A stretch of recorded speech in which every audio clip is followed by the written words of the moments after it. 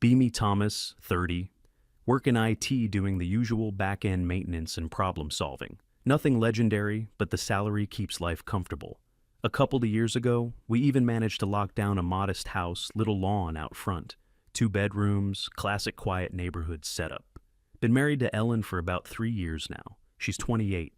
In the beginning, everything felt easy. Weekend hikes, cooking together after work, random movie nights on the couch. Just normal couple routines. She had a quick mind, a good sense of humor, and this kind of restless enthusiasm that pulled you in. I thought I'd hit the jackpot. Life was stable. I worked my 9 to 5, came home, and we had our routine. I paid most of the bills. She worked part-time at an office doing admin stuff. It worked for us, or so I thought. The last year or so, things started to change. Slowly at first. You barely notice it. It was like a software update running in the background. And one day you wake up and the whole OS is different. She started spending more time on her phone. A lot more. Always scrolling through TikTok or some articles her friends sent her. This one friend, let's just say she wasn't a fan of men in general. Every time Ellen came back from a wine night with her, the air in the house felt different, colder. Suddenly, our normal life was a problem. My wanting to just chill on a Friday night after a long week was me being uninspired. My paying for our vacation was me creating a power imbalance. Little phrases started creeping into her vocabulary. Toxic masculinity, patriarchal structures, emotional labor. I had no idea what half of it meant. I just knew it was always aimed at me. I'd come home from work and she'd be on the couch, laptop open. I'd ask how her day was and get a one-word answer. Then later, she'd complain that I don't engage with her on an intellectual level. I tried. I really did. I'd ask what she was reading. She'd sigh and say it was complicated, and I probably wouldn't get it. It felt like I was constantly walking on eggshells. I started just retreating into my own space, played video games, worked on projects in the garage, anything to avoid the inevitable conversation that would end with me being some kind of clueless oppressor. I just wanted peace. I figured it was a phase that it would pass. I was wrong. The conversation happened on a regular weeknight. Nothing special about it. I was in the kitchen making spaghetti, our go-to easy meal. Ellen walked in, phone in her hand, with a look on her face I'd never seen before. It was dead serious. She told me to turn off the stove. We needed to talk. My stomach dropped. This was it, the big one. We sat down at the dining table, the one I spent a whole weekend assembling. She took a deep breath and launched into a pre-rehearsed speech. It was about how she felt stifled in our marriage, how monogamy was a social construct designed to control women, how she loved me, but she also needed the freedom to explore other connections. My brain was trying to process the corporate buzzwords. I just stared at her. I asked her what she was actually saying. She finally dropped the script and looked me in the eye. I want an open marriage, Thomas. The spaghetti I was cooking felt like a lead weight in my gut. I think I just sat there in silence for a full minute. I asked if this was because of me, if I'd done something wrong. She shook her head. No, it wasn't my fault. It was the system. It was society's expectations. She felt like she was living a life that was chosen for her, not one she chose herself. She needed to feel empowered and autonomous. I tried to reason with her. We took vows. We promised to be faithful. Doesn't that mean anything? Her response was that those vows were part of the patriarchal system she was trying to escape. It was like talking to a stranger who had replaced my wife. The logic was circular. Everything I said was just proof of my traditionalist conditioning. I felt like I was losing my mind. I told her no, absolutely not. I wasn't interested in sharing my wife. Her face hardened. The calm, therapeutic voice was gone. So, you're going to hold me prisoner here? You're giving me an ultimatum? I told her this wasn't an ultimatum. It was a boundary, my boundary. Then she dropped the bomb. If you can't give me the freedom I need to be myself, then we can't be together. We'll have to get a divorce. Divorce. The word just hung in the air. My mind started racing. The house, the savings account, everything we'd built. I knew how it worked. I'd seen it happen to friends. The man gets taken to the cleaners. He loses the house, pays alimony, starts over from zero. She had me, and she knew it. She saw the panic in my eyes, and her voice softened again. The mask was back on. I don't want that, Thomas. I want us to evolve together. If you really love me, you'll support me in this." It was the most twisted emotional checkmate I'd ever seen. My choice was to either light a match to my entire life or to swallow my pride and dignity and agree to this nightmare. I sat there for what felt like an hour. In the end, I broke. I quietly said, "Okay." The look of triumph on her face was something I will never forget. She got up, hugged me, and said I wouldn't regret it. I already did. The next few days were a blur. Ellen was suddenly cheerful, giddy even. She drafted a set of rules for our new arrangement. It was all about communication and honesty, or so she said. The rules were basically, she could do whatever she wanted as long as she told me she was going out. There were no rules for me. The assumption was I wouldn't be doing anything. Why would I? I was the boring, stable husband, the home base she could return to after her adventures. It became clear very quickly that this wasn't a new idea.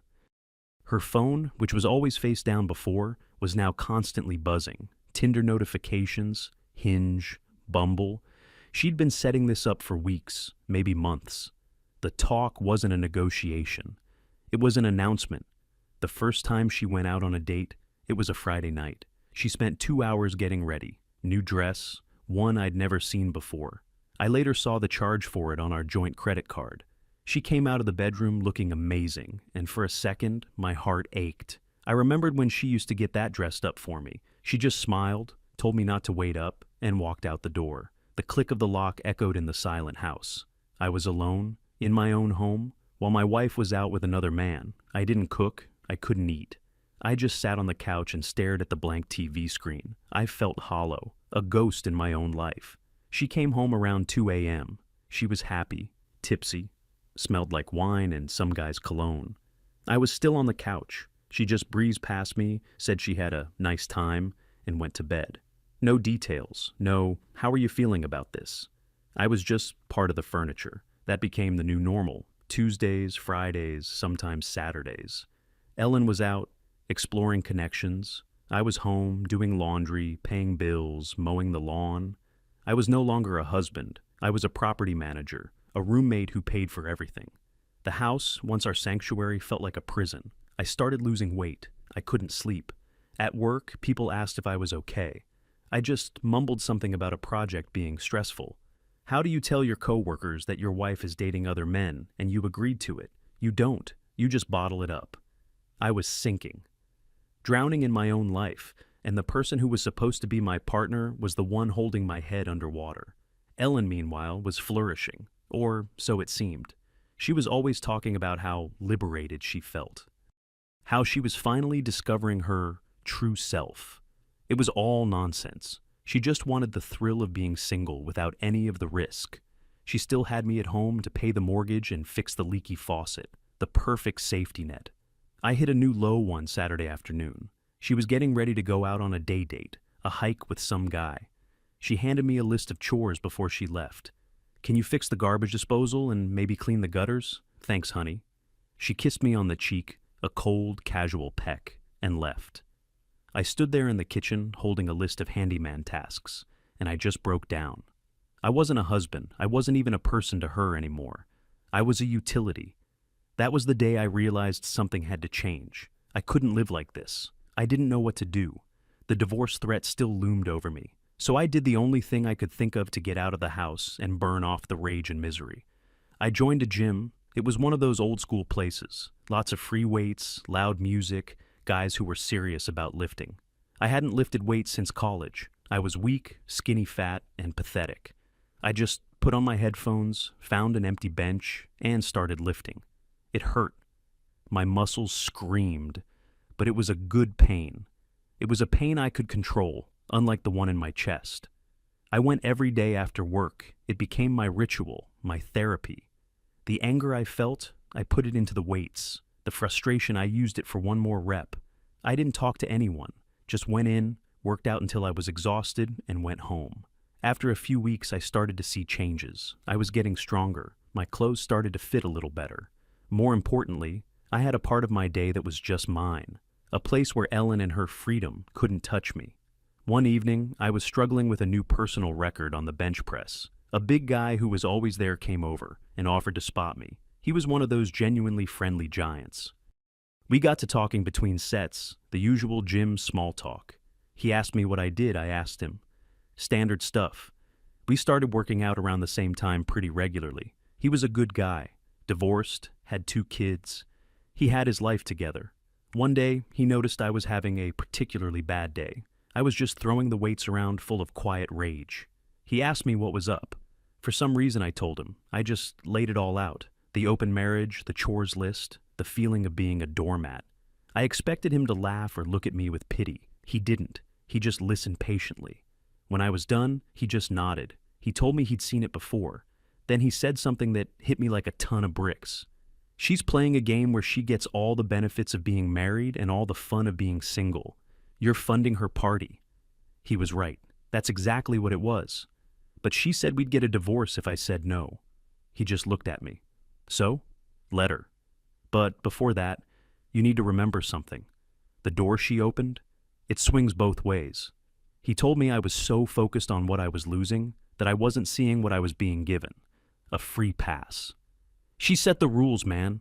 All you have to do is play by them, better than she does.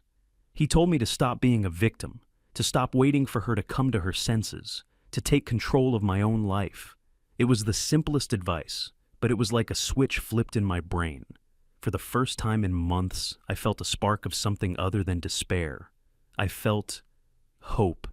That conversation changed everything. I went home that night and saw things with new eyes. I saw the messy kitchen she'd left for me to clean. I saw the pile of her laundry. I saw a woman who took everything and gave nothing. The sadness I felt was gone, replaced by a cold, hard resolve. The next morning, I started making changes. First, I went to the bank. I opened a new checking account in my name only. I redirected my paycheck to that new account. I calculated my half of the mortgage and the essential bills, and set up an automatic transfer to our old joint account. Nothing more.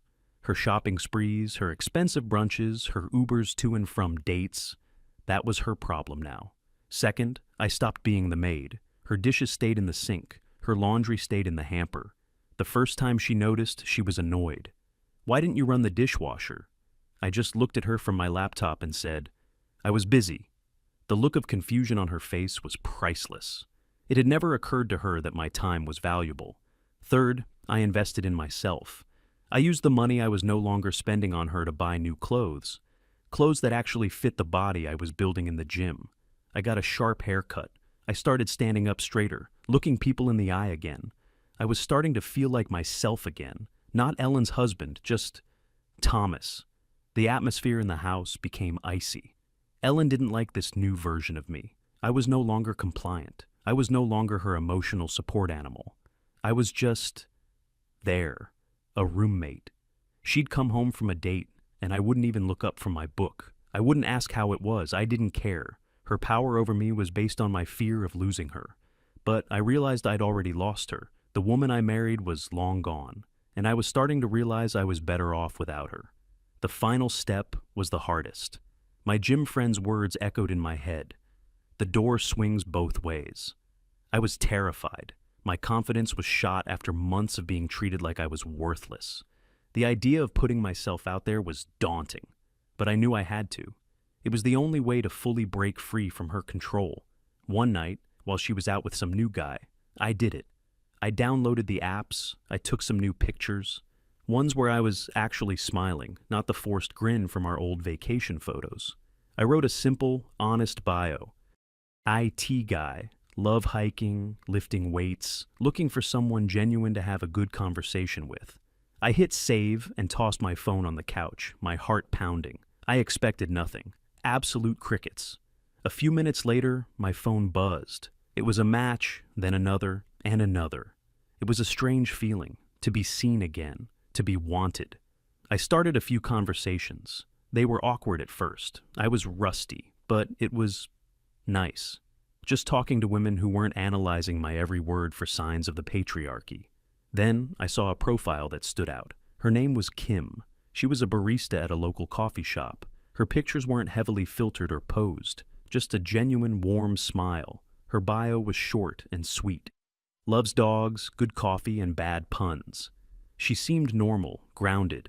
I hesitated for a moment, then sent her a message. Something simple, making a joke about her love for bad puns. I didn't expect a reply, at least not right away. My phone buzzed less than 5 minutes later. It was her. She was laughing at my joke. We started talking. The conversation was easy, effortless. We talked for over an hour, about everything and nothing. Before I knew it, I was asking her if she'd like to get coffee sometime. She said she'd love to. We set a time for that weekend. When Ellen got home later that night, I was still on the couch, but this time, I wasn't staring at a blank screen. I was smiling at my phone. She noticed. "What are you so happy about?" she asked, a hint of suspicion in her voice. I just looked up at her and gave her a genuine smile, the first one she'd seen from me in months. "Just making some new connections," I said, using her own words against her. "Exploring my freedom." The smug look on her face vanished. For the first time since this whole thing started, she looked worried. I went to bed that night and slept better than I had in a year. The game had changed. The weekend arrived faster than I expected. I was a nervous wreck before the date with Kim. What if I was awkward? What if she thought I was boring? All the confidence I'd built in the gym felt like it was evaporating. Ellen was home, which didn't help. She was watching me get ready with narrow eyes. She asked where I was going, trying to sound casual. I just said, "Out." I met Kim at the coffee shop where she worked, though she was off duty. She was even prettier in person. The moment we started talking, the nerves just melted away. It was so easy, so normal. She asked about my job and actually seemed interested. She didn't call it selling my soul to the corporate machine like Ellen did. She told me about her dream of opening her own flower shop someday. We talked for 2 hours, and it felt like 20 minutes. The whole time, she kept her phone in her purse. She was present, engaged. When the bill came, she reached for her wallet. She actually offered to split it. I was so taken aback I just stared for a second. Ellen hadn't offered to pay for anything in years. I insisted on paying, but the gesture itself spoke volumes. We walked out of the coffee shop, and I felt 10 feet tall. It was just coffee, but it felt like a lifeline. I came home that afternoon, and the mood in the house was thick enough to cut with a knife. Ellen was on the couch, pretending to read a book. "So, how was out?" I just shrugged. It was nice. I wasn't going to give her any details. My life was no longer her business. She hated that. She was used to knowing everything, to being the center of my universe. Now, she was on the outside looking in, and it was driving her crazy. A new pattern began to form. My life started looking up. Kim and I went on another date, and another. We went hiking, the way Ellen and I used to. But this was different. Kim didn't complain about the bugs or how her new boots were giving her blisters. She just enjoyed being outdoors. She appreciated the simple things. I found myself smiling more, laughing. The heavy weight that had been sitting on my chest for months was finally starting to lift. In contrast, Ellen's empowerment journey seemed to be hitting some speed bumps. She was going out less. When she did, she came home in a sour mood. I started overhearing snippets of her phone calls with her friend. "He just stopped texting me. I think he was just using me. Why do guys only want one thing?" It was a slow-motion car crash, and I had a front row seat. The hot, exciting world of casual dating she'd imagined wasn't what she'd found. The kind of men she was meeting weren't interested in her intellectual conversations or her feminist theories. They saw a married woman looking for a thrill and treated her as such, disposable. The irony was so thick you could taste it. She had a husband at home who had valued her for who she was, and she'd thrown it away to be treated like a commodity by strangers. I almost felt sorry for her. Almost. The house became 2 separate territories. I'd cook my own meals, clean up my own mess. She'd leave her stuff everywhere, expecting me to pick it up like the old days. It stayed there until she finally got sick of looking at it and cleaned it herself, sighing dramatically the whole time. She started trying to pick fights. She'd criticize how I loaded the dishwasher or the brand of coffee I bought. Anything to get a reaction, to get the old me back. I refused to engage. I'd just nod and say, "Okay," and walk away. It was called the gray rock method, my gym friend told me. You make yourself as boring and unresponsive as a gray rock. It worked. She couldn't fight with someone who wouldn't fight back. It just made her more and more frustrated. Things came to a head about 2 months after my first date with Kim. Kim and I were getting serious. We were spending almost every weekend together, usually at her place. Her small, clean apartment felt more like a home than my own house did. I came home late one Sunday night after a great weekend with her. Ellen was waiting up for me. The lights were dim. She'd clearly been stewing for hours. The moment I walked in, she started. "Where have you been?" "I was out." "Out? You're gone all the time, Thomas. You barely even talk to me anymore. We live like roommates." I just looked at her. "Whose idea was that, Ellen?" She flinched. "This isn't what I wanted," she said, her voice starting to crack. "I thought this would bring us closer, that we could be honest about our needs." I almost laughed. Honest. She hadn't been honest for a second. "I'm not happy," she continued. This experiment, it's not working. It's hurting our marriage." I just stayed silent, letting her talk. "I want to close the marriage," she said, the words rushing out. "I want it to be just us again, like it was before." There it was, the moment I knew was coming. The party was over, and she wanted her safe, comfortable life back. The old me would have jumped at the chance. I would have been so relieved. But I wasn't the old me anymore. I looked at her, at this woman who had so casually and cruelly broken my heart for her own selfish thrill-seeking, and I felt nothing. No anger, no sadness, just nothing. I took a calm breath. "No," I said. The word just hung in the air between us. Her eyes widened. What do you mean, no?" "I mean no. I'm not closing the marriage. You were the one who wanted this, remember? You said it was about freedom, about exploring ourselves. I'm finally doing that. And it turns out, I like it." She stared at me, her mouth opening and closing like a fish. She was completely unprepared for me to say no. In her mind, I was still her backup plan, her property. "You're seeing someone, aren't you?" she demanded. "Yes," I said. "I am, just like you've been seeing people." The reality of it finally hit her. This wasn't just me getting back at her. This was me moving on. The panic set in. The tears started. "But I'm your wife. You can't just choose someone else over me." "You're the one who brought other people into this marriage, Ellen," I said, my voice still quiet and even. "You opened the door. You don't get to be surprised when I walk through it." She started sobbing, the real ugly kind of crying. She begged. She pleaded. She said she'd made a terrible mistake. It was too little, too late. I just turned around and went to the guest room where I'd been sleeping for weeks. I closed the door on her and her tears. For the first time, I felt truly free. The next week was hell. Ellen tried everything. She tried being nice, making my favorite dinner. She tried getting angry, yelling at me for being cold and heartless. She tried to get intimate, which was the most desperate and pathetic move of all. I rebuffed all of it. I was polite but distant. I was a stone wall. She was losing, and she was getting desperate. Her last-ditch effort was to call in reinforcements. Her friend, the one who had filled her head with all this nonsense, came over one evening. I was in my home office trying to get some work done. I could hear them talking in the living room. Ellen was crying, telling her friend a heavily edited version of the story, a version where I was the villain, the cold, cheating husband who was abandoning her in her time of need. I heard her friend saying all the predictable things. "He's a classic narcissist. He's gaslighting you. You need to leave him and take him for everything he's worth." I'd had enough. I walked out of the office and into the living room. They both stopped talking and stared at me. Ellen looked terrified. Her friend looked at me with pure contempt. I ignored the friend and looked directly at Ellen. "Are you done?" I asked. Before she could answer, her friend jumped in. "You should be ashamed of yourself," she spat. "Treating your wife like this, running around with some other woman." I didn't raise my voice. I didn't get angry. I just walked over to the desk by the window where we kept important papers. I shuffled through a few files and pulled out a single sheet of paper. It was the rules for our open marriage that Ellen had so excitedly written a few months back. Her handwriting was all over it. I walked back and placed it on the coffee table in front of them. "Ellen, a few months ago, you told me that if I didn't agree to this," I said, tapping the paper, "you would divorce me. You said you needed the freedom to sleep with other men. I was heartbroken, but I agreed because I was scared of losing everything. For months, I sat in this house alone while you went on dates. I was miserable."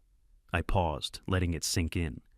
"Then I decided to play by your rules. The same rules you wrote, I started working on myself. I started dating. And now that I've found some happiness, you want to change the rules back because your little experiment didn't work out the way you planned. I finally looked at her friend. So, before you tell me I should be ashamed, you should ask your friend to tell you the whole story. The friend's face was a picture of confusion. She looked from the paper to me to Ellen. She had no idea. Ellen had painted herself as the victim, the faithful wife wronged by a cruel husband. The silence was deafening. Ellen just sat there, head down, completely exposed. Her own words on that piece of paper had condemned her. Her friend just mumbled something about having to leave and practically ran out of the house. Public humiliation complete. Ellen didn't look at me. She just sat there, surrounded by the wreckage of the lies she had built. I didn't say another word. I just went back to my office and closed the door. That was the end. I knew I couldn't live there anymore. I couldn't live like that anymore. I spent the next couple of weeks getting my ducks in a row. I spoke to a lawyer just to make sure I was doing everything by the book. I found a new apartment, a small one-bedroom place closer to my work. I packed my things quietly, mostly when Ellen wasn't home. She was like a ghost. We barely spoke. The fight had gone out of her. She knew she had lost. The final day, I packed the last of my boxes into my car. I came back inside to do one last sweep.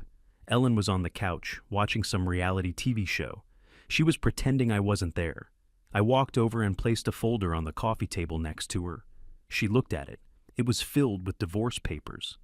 "I've signed them all," I said. "You just need to sign and have your lawyer look them over. It's a fair split, no fault." She didn't say anything, just stared at the folder. "The lease on this house is up in 2 months," I continued. "I won't be renewing it. I've already paid my half for the remaining time. You'll need to figure out what you're going to do." I turned to leave. "Thomas," she said, her voice small. I stopped at the door, but didn't turn around. "I'm sorry," she whispered. I just stood there for a moment. "I know," I said, and I walked out the door, closing it gently behind me. I didn't feel angry. I didn't feel sad. I just felt light. Be me now. 6 months later, my apartment is small, but it's mine. It's peaceful. Kim and I are still together. It's the healthiest, happiest relationship I've ever been in. She respects me. She appreciates me. We're a team. We're talking about getting a place together next year. Maybe getting a dog. I go to the gym. I work. I spend my evenings with a woman who actually likes me. Life is good. Simple, but good. I heard through a mutual acquaintance that Ellen had to move out of the house. Couldn't afford the rent on her own. She's living in a small apartment across town, working full-time now. Still single. Still swiping on Tinder. She wanted freedom. She got it. I guess sometimes you get exactly what you ask for.